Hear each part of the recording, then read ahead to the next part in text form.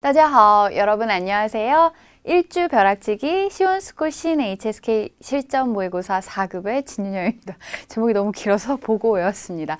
자, 오늘 이제 OT 편인데요. 뭐 OT가 필요하시다 싶으신 분들은 한 10분에서 15분 사이 정도 시간 내주시면 감사하겠고요. 아니신 분들은 OT 그냥 자체 생략하셔도 상관없습니다. 자, 우리 OT 한번 시작해 보도록 할까요? 먼저 제 소개를 하면 늘 이렇게 사진을 자꾸 크게 넣어서 되게 부담스러운데 제 이름은 진윤영입니다. 네, 이번에 시원스쿨에서 신 HSK 모의고사 4급을 집필하게 돼서요.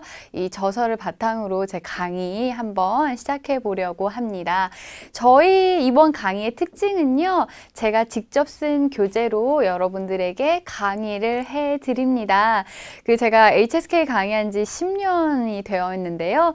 신 HSK 이제 실행되고 나서부터 강의를 쭉 하다 보니 4급 그 시험 문제가 예전에 기출문제가 나왔던 게 나오고 또 단어만 조금 바뀌어서 나오고 또 뭐라 그래야 되지? 나오는 단어는 계속 나오고 이런 것들을 좀 알게 되었어요. 그래서 그런 것들을 제가 봤을 때 좀 반드시 풀어봐야겠다. 시험 전에 벼락치기로는 이 문제는 꼭 풀어봐야겠다라는 것들을 좀 변형을 해서 제가 이제 일주 안에 여러분들이 복습 가능하시게끔 기반을 좀 다져드리고자 합니다.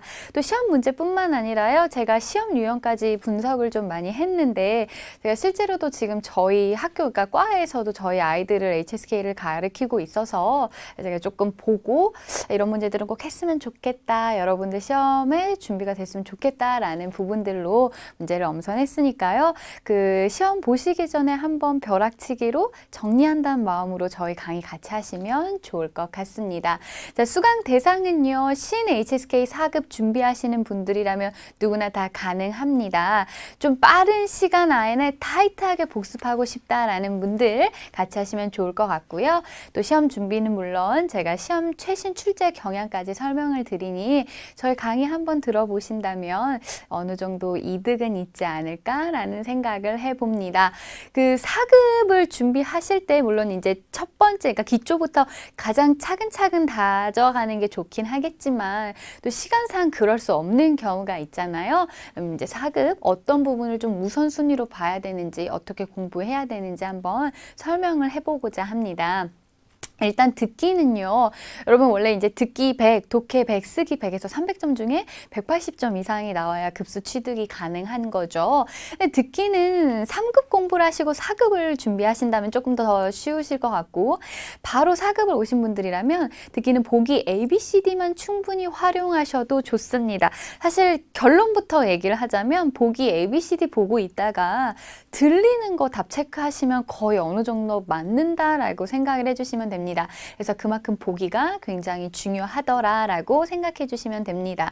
뭐 듣기 일부분 같은 경우에는 녹음 내용을 듣고 옳고 그름을 이제 판단을 해 주셔야 되는데요. 일부분 같은 경우에는 ABCD가 아닌 별표로 이제 질문이 나와 있죠. 뭐라고 성우가 막 읽어줍니다. 그럼 시험지에 나와 있는 별표 질문 그 부분을 읽어주는데요. 그 부분이 여러분들이 듣고 녹음 내용과 일치하면 체크, 틀리면 X를 해주시면 되는데 뭐 주어를 옳고 그른지를 물어보는 경우는 거의 드물어요. 왜냐하면 주어는 대부분 说话人 말하는 사람이라고 나와 있거나 타라고 나와 있는 경우가 나와 있기 때문에 결국 주어는 중요하지 않다. 다만 그 뒤에 나와 있는 부사의 일치가 맞는지 수로 부분의 일치가 맞는지 그런 것들을 조금 확인해 주시면 좋을 것 같습니다. 단어 하나하나 들리는지 안 들리는지에 집착하시다 보면 문제 못 풀어요. 그래서 전반적인 내용 파악이 중요하다. 더불어서 듣기 일부분의 내용 같은 경우에는요. 반드시 공부하시고 녹음 스크립트를 외워주신다면 그 부분이 독해에 그대로 나오는 경우가 굉장히 많습니다. 그렇기 때문에 일부분 좀 그렇게 신경 써서 문제 풀어주시면 좋을 것 같죠. 이 부분은 남녀 대화 두 마디로 이루어집니다. 보기 ABCD에 만약에요 명사로 직업이다, 뭐 어떤 장소다 이러면 대부분 직업을 물어보는 문제, 장소를 물어보는 문제가 그러니까 어떤 문제가 나오는지 알 수 있게끔 보기만 보셔도 알 수 있습니다. 따라서 보기를 먼저 먼저 보시고 내용 유출하신다면 좋겠죠. 아까도 말씀드렸지만 들린 내용에 체크하신다면 거의 90% 이상은 답 다 맞는다라고 생각해 주시면 됩니다. 저희 과 아이들도요. 듣기 이 부분은 굉장히 좀 수월하게 많이 풀더라고요. 이제 듣기 3부분으로 넘어오면 남녀 대화 4마디로 이루어져 있죠. 사실 듣기 이 부분에서 3부분, 즉 남녀 대화 2마디에서 4마디는 난이도가 그렇게 많이 차이 나지는 않습니다. 역시나 보기 충분히 활용하셔서 문제 풀어주시면 되겠고요. 이 부분 중요해요. 언급되지 않는 내용, 즉 보기 ABCD를 보는데 얘는 전혀 언급되지 않았는데 라는 건 절대 답이 될 수 없습니다. 그럼 그 반대로 얘기하자면 들은 게 답이라는 거죠. 그래서 그거 참고해서 문제 풀어주시면 됩니다. 아마 듣기 3부분에서 가장 어려운 부분이 긴 지문 대화 듣기 아닌가 싶습니다. 말이 좀 쭈쭈쭈쭈쭈쭉 이어지니까 이게 무슨 내용인지 라고 하실 텐데요. 긴 지문 듣기는 지문 하나에 문제 2개를 물어봅니다. 대부분 유형이요. 하나는 어떤 상세한 내용을 파악하는 문제, 또 하나는 주제를 물어보는 문제, 이런 식으로 문제가 등장을 합니다. 특히 여기 긴 지문 대화 듣기 스크립트는요. 독해 3부분에 그대로 옮겨가는 경우가 많기 때문에 반드시 공부하신 다음에 듣기 스크립트를 시간 되시면 외워주시면 참 좋을 것 같습니다. 그래서 HSK 공부를 할 때는요. 반드시 여러분들 듣기 공부 먼저 스타트를 하셔야 된다는 거 잊지 마시길 바랍니다. 또 아까도 얘기했지만 녹음 내용에 없는 단어는 절대로 답이 될 수 없다라고 생각을 해주시면 좋을 것 같고요. 그 지문이 말하는 도대체 주제가 무엇인지 제가 강의 때도 설명하겠지만 주제는 대부분 문장 처음 아니면 마지막에 등장합니다. 그래서 집중력 흐트러지지 않게 끝까지 잘 들어주시는 게 듣기 문제 풀이의 노하우라고 할 수 있습니다. 넘어가서 독해가 가죠. 듣기 끝나고 나면 5분 동안 답안 마킹 시간이 주어집니다.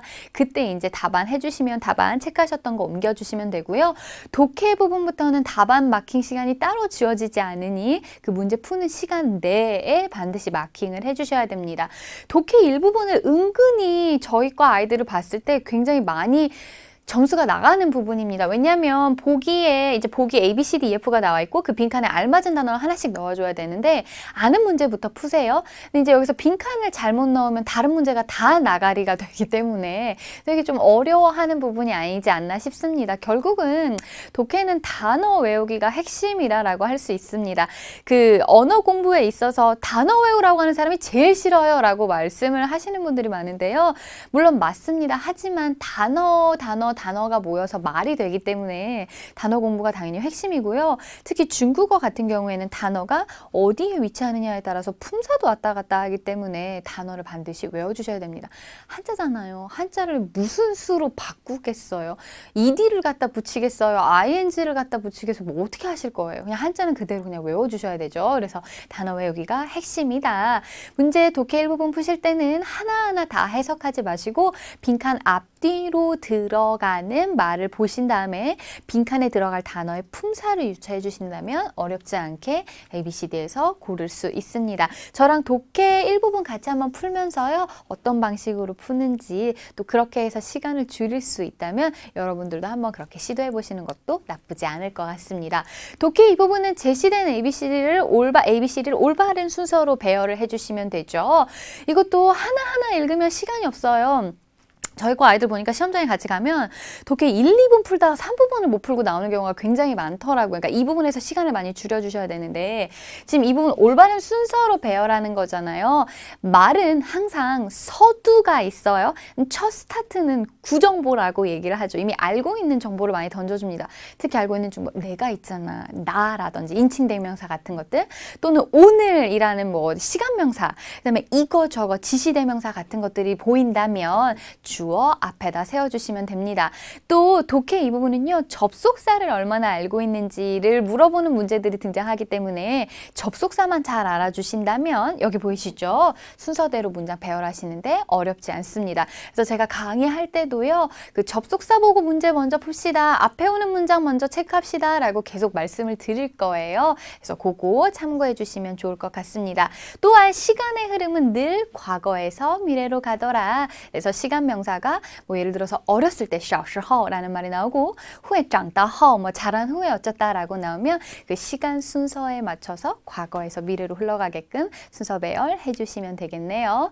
자, 독해 3부분이 조금 이제 압박감이 느껴지죠. A, B, C, D에서 알맞은 답을 골라주시면 되는데 문제 처음 스타트 푸신 다음에 이제 그러니까 지문을 쭉 보고 별표가 이렇게 나와 있고 A, B, C, D가 이렇게 나와 있어요. 그러면 다 보고 이거 읽고 이거 읽으면 시간이 없어요. 그래서 반드시 별표 문제부터 읽으신 다음에 거기 A, B, C, D 파악을 해주시고 거꾸로 올라가셔야 됩니다. 특히 주제를 물어보는 문장은요. 처음 아니면 마지막만 보면 문제 금방 풀 수 있습니다. 세부 내용 파악하는 거라면 만약에 지문을 읽었는데도 모르겠어요 라고 얘기하신다면 A, B, C, D 중에 나온 내용이 있는지를 파악을 해주시면 됩니다. 그래서 A, B, C, 여기 지문에 A랑 B랑 없어요. 그러면 얘는 답이 아니다라고 생각해 주시고 문제 풀어주시면 되겠습니다. 그래서 그렇게 문제를 푸셔야 독해에 시간 낭비하지 않고 그 쓰기 부분에서 영향 주지 않아요. 그 가시면 이제 그 감독관 분들이 물론 이제 CBT는 좀 다르기는 하지만 지필로 만약에 보신다 그러면 어떤 감독관이 독해 시간 끝나고 나서 쓰기 문제 풀 때 앞으로 돌아오는 거에 대해서 그거 부정행위로 간주하시는 분들도 계시거든요. 그렇기 때문에 정해진 시간 내에 반드시 문제 푸셔야 합니다. 자, 쓰기는 우리 쓰기 일부분은 기본적인 어순을 파악하고 있어야지만 그 문장을 풀 수 있겠죠. 그 제시된 단어가 주어지면 문장을 완성해 주시면 됩니다. 제시된 단어는 일반적으로 8개 이상 넘어가지 않습니다. 대부분 이제 6개에서 8개 정도 되는데요. 아까도 얘기했었지만 문장의 어순을 파악을 하려면 이것만 기억해 주시면 돼요. 중국어는 시간의 흐름, 즉 시간의 순서가 굉장히 잘 반영된 언어다. 시제가 발달하지 않았기 때문에 그 시간의 순서로서 어떤 시제의 의미를 전달해 주더라. 그걸 기억해 주시면 됩니다. 주어, 인칭대명사라든지 지시대명사 먼저 찾아서 앞에 얘기 써주시면 될 것 같고요. 그 다음에 이제 수로 찾는 게 가장 중요합니다. 동사 같은 경우에는 이제 단어 뒤에 러저구어 같은 조사 도와주는 단어들이 붙어 있고요. 또 동사는 뭐 먹다, 놀다, 뛰다니까 뒤에 어떤 그런 대상, 목적어가 올 수밖에 없겠죠. 형용사 같은 경우에는 목적어를 먼저 찾아가고요. 형용사 같은 경우에는 반드시 앞에 很非常态 같은 정도부사가 붙기 때문에요. 주어랑 수로 먼저 찾아서 배열해 주시고 나머지는 한국어 어순과 똑같이 배열해 주시면 됩니다. 물론 특수구문들이 몇 개 있어요. 그러니까 한국어에서 이해하기가 좀 힘든 것들은 당연히 시험 문제에 나올 수밖에 없겠죠. 그런 특수구문들은 어떻게 푸는지는 제가 강의 때 따로 보여드리도록 하겠습니다. 넘어가서 이제 마지막 쓰기 이 부분이 나오게 되죠. 제시된 단어로 작문을 해주시면 되는데요. 이것도 사실 이제 꼼수가 있는 거죠. 그러니까 그림을 봐서 대충 이제 이렇게 눈치로 좀 문제를 많이 풀어주시면 좋을 것 같은데요. 단어 마지막에 아들 자자가 붙어있다. 제시된 단어에 아들 자자가 붙어있다. 이러면 명사거든요. 그래서 이런 것들 제가 어떻게 문제 풀어야 되는지 쓰기 이 부분 말씀을 드리도록 하겠습니다. 대부분 그 퍼센테이지가요. 명사가 가장 많이 등장하고요. 명사, 그다음에 동사, 형용사 이렇게 순서로 갑니다. 간혹가다 양사가 몇 문제씩 등장을 하지만 많이 출제가 되지는 않고 있습니다. 부사요. 부사는 생각보다 많이 출제되지는 않지만 양사와 더불어서 부사도 간혹가다 출제가 된다. 전치사는 출제되는 경우가 거의 지금 드문 상태라고 봐주셔도 좋을 것 같습니다. 그래서 쓰기 이 부분까지 여러분들이 문제 푸시면 되겠죠. 자주 HSK 관해서 질문하시는 것들이 있어서요. 좀 정리를 해보았습니다. 시험 일주일 전에는 무엇을 하는 게 좋을까요? 제가 말은 이렇게 했지만 뭐 하셔야 돼요? 당연히 공부해야죠. 뭘 하겠어요? 공부 당연히 하셔야죠. 시험 일주일 전에는요. 여러분들 문제 많이 풀어보시면서 내가 도대체 어떤 단어를 놓치고 있는지를 체크를 당연히 해주셔야 됩니다. 여기 봐주시면 문제집 풀면서 본인이 모르는 단어 당연히 중점적으로 외워주셔야죠. 결국 한자이기 때문에요. 단어를 얼마나 많이 아느냐에 따라서 점수 폭이 확연히 달라집니다. 특히 듣기나 독해 같은 경우에는요. 나왔던 단어들 또 나와요. 그래서 제가 아까 스크립트 돌아간다라고 얘기를 했었잖아요. 그래서 저도 실질적으로 저희 과 아이들 수업할 때 그 듣기 공부하면 스크립트를 무조건 외워오게끔 시킵니다. 그러면 그걸 외운 거 가지고 독해 써먹고 그 스크립트 외운 내용 가지고 쓰기 이 부분을 애들이 작문을 하더라고요. 그래서 반드시 그렇게 모르는 단어 시험 일주일 전에는 정리를 해주셔야 됩니다. 정말 고전적인 방법이긴 한데요. 모르는 단어는 빽빽이 하시는 게, 그러니까 한 단어 20번씩 써보시는 게 가장 좋은 방법이긴 합니다. 듣기 공부는 어떻게 하는 게 좋은가요? 라고 한다면 주저없이 받아쓰기라고 말씀을 드립니다. 저도 이제 실질적으로 아이들한테 그 받아쓰기를 시키고 있는데요. 모든 한자를 당연히 다 쓰실 수는 없어요. 단 병음을 쓰시더라도 도대체 이 듣기에서 무슨 내용을 얘기하고 있는지는 여러분들이 파악을 해주셔야죠. 그래서 정말 안 들리는 문제는 아마 단어를 거의 모르거나 특히 그 단어를 외우실 때 성조를 틀리게 외우시면 듣기가 절대 들리지 않아요. 예를 들어서 뭐 꾸짖다, 책망하다, 피핑 이란 단어 나는 그냥 피핑 외우면 실제 듣기에서 피핑이라고 얘기했을 때 안 들려요. 그렇기 때문에 단어 외우실 때 반드시 성조 같이 외워주셔야 되고요. 받아쓰기 하시면서 아까도 말씀드렸죠. 병음이라도 한번 체크해 보시고 이 내용이 도대체 뭘 얘기하고 있는지 나는 어떤 부분에서 내용이 안 들리는지를 반드시 체크를 해주셔야 됩니다. 특히 계속 말씀드리고 있어요. 듣기 3부분 긴 지문 같은 경우에는 독해 지문으로 나오는 경우가 많으니까 스크립트 충분히 활용하시길 바랍니다. 문법 공부를 같이 하는 게 좋을까요? 라고 또 질문을 많이 받았는데요. 중국어는 좀 이런 표현을 쓰긴 그렇지만 고립어라고 얘기를 해요. 유형론 쪽에서 고립됐다라는 말 들으시면 어떤 느낌 드세요? 안 움직이죠. 답답하죠. 그런 언어예요. 중국어가. 그렇기 때문에 어순이 굉장히 잘 지켜진 언어이기 때문에 이 단어가 어순이 하나만 어그러져도 쟤 무슨 소리 하는 거야? 라고 오해를 불러일으킬 만한 소지가 있는 언어이기 때문에 문법 공부는 반드시 해주시는 게 가장 좋습니다. 그래서 제가 강의할 때요. 계속 수어 찾으세요. 목적어 찾으세요. 얘네들이 여기 위치하는 거죠 라고 계속 설명을 드릴 거예요. 그래서 기본적인 문법은 반드시 다져주시는 게 좋을 것 같습니다. 이 강좌를 처음 들으시는 분들도 계실 거고 저희 그 강의 홈페이지에요. 제 강의한 것 중에 이제스케일 어법 단기 완성도 있어요. 그래서 같이 병행하신다면 훨씬 더 효과적으로 공부하실 수 있습니다.